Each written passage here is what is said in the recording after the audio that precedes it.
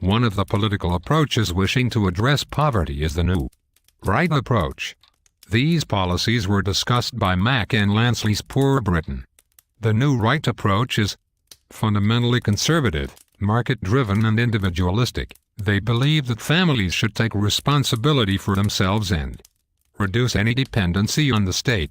In order to help create this, the conservatives set out to privatize government-owned services, reduce taxation, to help businesses create more jobs and weaken the power the unions had over the government of the 70s. Although in general unemployment levels are falling, it continues to rise between the ages of 16-24. This demographic are known as NEETs, not in education, employment or training. According to the Daily Record, the number of school leavers aged 16-19 registered as NEETs rose by 20% to 25,160 since the SNP came to power.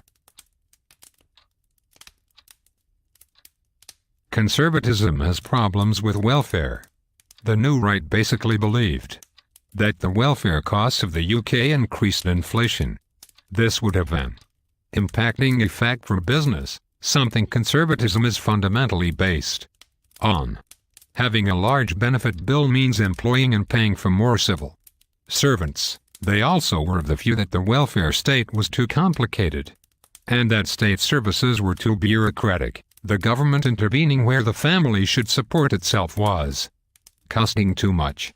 Also regarding the family, they state that welfare declines the family and as that too much is placed on equality of individuals rather than as a family as a whole. Solving the problem of welfare, it is primarily vital to encourage family values and the family as an ideal social unit for the rearing of children. The New Right wish to make it impossible to have children and not incur financial consequences. To help with spiraling benefit costs, the New Right looked at studies done by Charles Murray. Mr. Murray developed two studies over a 10-year period. Firstly, the Underclass, 1990, and the Underclass Plus 10, 2001. The idea of an underclass was first developed by right-wing American sociologist Charles Murray. He applied the concept to Britain during a visit in 1989. Murray's theory links into conservatism thought that blames the individual for his poverty. He condemns other deplorable behavior such as committing crimes and having illegitimate children. Mr. Murray suggested this subculture and subsequent offspring were not prepared to work. When the Conservatives took power in 1979, Britain had an illegitimacy rate of 10.6%, but by 1988 this had risen to 25.6%. In his report he claims illegitimate children are more likely to be born to women of lower social class and that illegitimate children run wild because they lack father role models. Criticism of Mr. Murray's underclass comes from various sources, with regard for blaming the victims. Quoted in Harlambos, Alan Worker, 1990, argues that Murray relies on innuendo, assertions and anecdotes.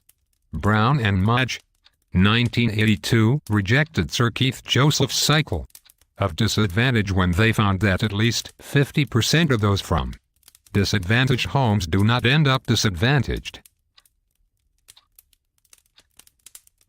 Giddens, 1973, argues that the underclass is primarily made up from those that the labor market disadvantages. Women and ethnic communities face prejudice within job markets due to lack of skills and qualifications along with stereotypical prejudices and discrimination. Immigration is also looked at by J. Rexton Linson, 1979, who argues immigrants are used to fill the gaps in less skilled, less attractive jobs. Whilst Nicholas Deacon criticizes Murray's tripod analogy of illegitimacy, crime and unemployment, whilst there are illegitimate children, Deacon concedes many actually live with cohabiting parents who are unmarried. which makes Murray's claims sweeping generalizations about lone parenthood. Whereas the new right supported free markets to encourage business, the social democracy approach believes economic development threatens social stability, as there is no equal share of wealth and some people need help in order to feel part of society. As a result of social democracy ideology or thinking, the Labour Party introduced welfare-to-work programs and universal benefits. Labour began the New Deal program in 1998 in an attempt to give all 18-24-year-olds who had been out of work for 6 months their own advisor. Welfare-to-work programs provided assistance with finding work, a subsidized wage for the unemployed, and counseling, all of which was compulsory if participated in. The left believed that universal benefits integrate people into society and is, in fact, cheaper to administer, therefore less bureaucratic. Means testing individuals is time-consuming and humiliating to the individuals involved. The social democracy approach reiterates Beveridge's insistence that only universal benefits will reduce poverty. In 2010, the JRB Foundation published a report called Addressing and Work Poverty. Peter Kenway found that over 2 million children live impoverished lifestyles, even though their parents are in work. Of all children in poverty, those from in-work poverty families make up 5%. Even with tax credits, some fail to break free of the poverty cycle. According to the report, 13 million families in the UK were living in poverty from 2008 to 2009. Of these, almost half, 44%, were in deep poverty. If a family has an income of less than 60% of the average earnings, they are viewed as living with deep poverty. Criticisms leveled at the report suggest that it does not pay to work. Unless parents can access and remain in work, the economy will struggle to return to sustained growth and child poverty levels will be hard to reduce. The coalition government planned to reduce benefits such as tax credits. In order to save £10 billion from the welfare budget, families earning £50,000 upwards have had their child benefit withdrawn or cut. From next April, Mr. Duncan Smith, the Pensions Secretary, will cap benefits to £26,000 that any household may receive. This will further frustrate lower-paid families. Evidence of this can be found in a recent issue of the Daily Record. An army wife is quoted saying, "To get the benefit cuts is a smack in the face." Ellipsis. Child benefit is a universal benefit which everyone is entitled to. After looking at state intervention and the responsibility of the individual, we must now look at feminism's theory of poverty. Reiterating Beveridge, the state would support the breadwinner only. Further welfare changes have meant that females are being forced into a life of poverty. Rising child care costs or lack of provision, low-paid, part-time and temporary work, and lack of further education opportunities all contribute to the theory of the feminization of poverty. Even if a family has a member in full employment, the female of the household can herself be living in poverty.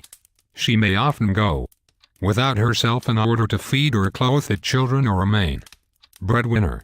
In October 2010, Oxfam published a report documenting their concerns regarding whom benefits are paid. The authors say proposed changes by the government will result in poorer families and children.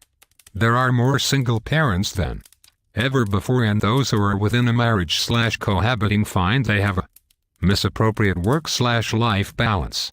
Men traditional work longer hours and therefore can or may contribute less to the child care. Women do the lion's share of child care, therefore cannot often manage full-time employment. Any work has to accommodate school hours, extracurricular activities and holidays. This often results in low-paid, Part-time work with no securities.